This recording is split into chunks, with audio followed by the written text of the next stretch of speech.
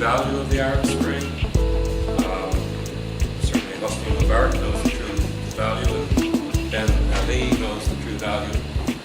We also think about students in Iran who were tired of being pushed around by the government that leads that country, and formed protests and used social media and cell phones, which was their downfall, to try to spread the word. What Nokia did was a very sad thing. I'll tell you very quickly. Nokia pointed out to the Iranian leadership the names and addresses of people using cell phones during the height of the protests in the streets of Tehran. So money talks. You'll find that out as you get involved in participation and leadership and trying to organize youth and youth groups. Other examples in the global world on youth leadership and youth activities. I will show a presentation. I've kind of put it with my local government one, so it'll all be just one shot. But I'll be talking about an organization in Albania called Mayaf. Mayaf is Albanian for those who want to learn Albanian tonight. And today you get one word. It means enough. Their primary goal is to address corruption and the proper spending of public funds and to reduce crime in Albania, which some of you may know. The Albanian mafia controls quite a bit in terms of human trafficking, drugs going into southern Europe, and they're not really a nice bunch of people. Another example of youth leadership and participation in changing society, and you can change society without civil unrest. One of our panelists said, no one's asking to go out and start a revolution. We have situations in Germany. The Glen party, the Greens, were started by a bunch of youth, students in university, and has led to a global political movement. There are Green parties in many countries around the world. There's one in Canada. They have one seat in our parliament, but they're getting strong. They have at its base a deep feeling and commitment towards the environment. To that, it's a good segue in terms of global and planetary responsibility. Why do youth get involved in activities? Why do they do anything at all? Studies have proven, in terms of youth, why they get involved in activities come down to the following factors. They are fearless. Youth don't really seem to care what's going to happen. They live for the day. They don't live for the projection in the future. Any youth you know says, I really start saving for my retirement soon. That's really my biggest concern. Run away from it. Because between the ages of 16 and, well, your demographics notwithstanding and the UN's demographic model, youth in my country are anywhere between 18 and 25. If you're worried about your pension and retirement income, and you're basically 18 years of age, you're going to be a very wealthy person, for one thing. But secondly, you really got to get out more. There are a lot of issues out on the street. There's a lot of issues, whether it's in a government context, a societal context. Things evolve, things change, phones ring. The point of this is youth are fearless, they are impassioned. My daughter tells me, anytime she deigns fitting to talk to me, how she cares about so many things. I don't know how I keep track of how many things she's cared about over time. Youth know when they're being told a story or led a line. You can't lie to a young person. You can lie to a small infant or a child, but a young person can see right through you very quickly. They know when they're being told a story. They've learned enough in school and on the street about what's going on in the world and in their communities and in their country. They're pretty quick. I know in the 27 years I've been in politics, the worst times I ever had when I dealt with youth organizations, because they knew they could cut through what was being said, the political garbage. Their antennas were very sharp.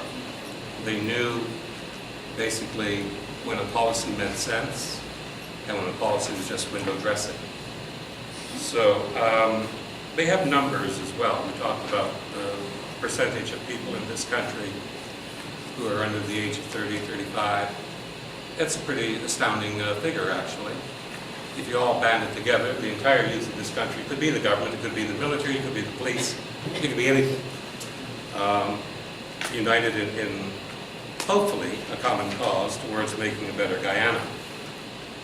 The other thing is they have the energy and time to bring about social change. Time is an incredible factor. Youth seem to have a little bit more disposable time. I don't know. I'm just happy to get up in the morning sometime. How I finish the day is another story. But I see the energy and the passion of youth. Energies and passions that led not only to an Arab Spring or challenged the mullahs in Iran, but led to a demonstration in Tiananmen Square one day where a young man stood in front of the T-34 tank and stopped in its tracks. That took a bit of guts. The Chinese government, I met the vice chairman of China back in 2006 when I was over in Beijing, and he said, "Glen?" And I said, "Yes, sir." He said, "Look out this window, what do you see?" So I looked out the window and I said, "Sir, I see Tiananmen Square." He said, "You know what happened there?" And I said, "Well, the entire world knows what happened there."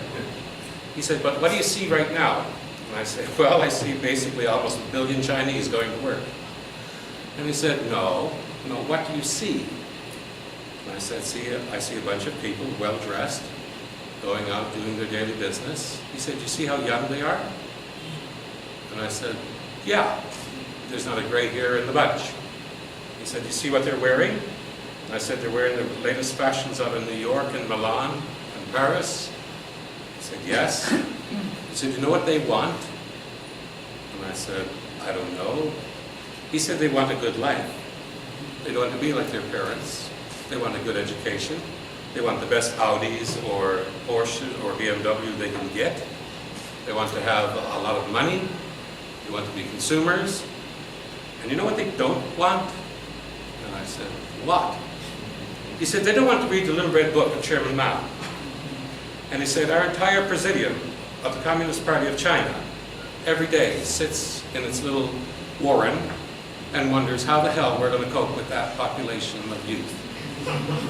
So if they scare the Communist Party of China, the inner sanctum of the state of China, imagine what youth can do unleashed all over the world if they banded together and were committed in their individual countries and individual provinces and their cities. So when one talks to you about whether it's Venezuela, the youth, what they did in Venezuela in 2007, Hugo Chavez wanted to do away with presidential term limits. The youth said, "I don't see that. Because if you do away with term limits, you're actually creating a de facto dictatorship. So we're going to protest." And they launched an entire protest. They went absolutely crazy. They had hundreds of thousands of people protesting left, right, and center, and the referendum was defeated. Subsequently, Hugo Chavez did win in 2009, but for 2 years, they stopped one of the most popular persons in Latin America dead in his tracks. That's power. I assure you, politicians understand power. So, youth leadership. I don't want to go over my time. How do you qualify? Do you have leadership qualities? Can you motivate people? Do you have a background that can be built and attain the nature of leadership? Because there are very few natural-born leaders. Sometimes they're called Nelson Mandela or Mahatma Gandhi or Martin Luther King. Those are very few and far between. But I assure you, they were young people once, and they had great ideas. And they went on to be the historic figures they turned out to be. So, also, can you admit when you were wrong? All of my wives, and I've only had 2, have had a problem. I've never heard them in the collective 40 years I've been with them say they were wrong. Now, I don't know if that's a gender trait, but I love being wrong because I get to say, geez, I didn't know that. I should learn a little bit more about something. It is okay to be motivated, impassioned, have leadership qualities, be committed. Don't go into anything half-hearted if you're going to participate in something. But know that you're going to face obstacles, you're going to face adversity, and you're going to be wrong. And try to learn from being wrong. Because if you're right all the time, obviously you're one of my wives, or a lot of people are not going to put much credibility into you. Because anyone who's right on every single thing really shouldn't be worried about participating in leadership or youth activities. They should just go to the UN and take over the entire world. Because, you know, that's a trait that's truly incredible. So, I've gone over my 5 minutes. I've touched on some of the global examples in my presentation. We'll get to meet some of them a little bit more personally. So, and I look forward to your questions. Thank you very much.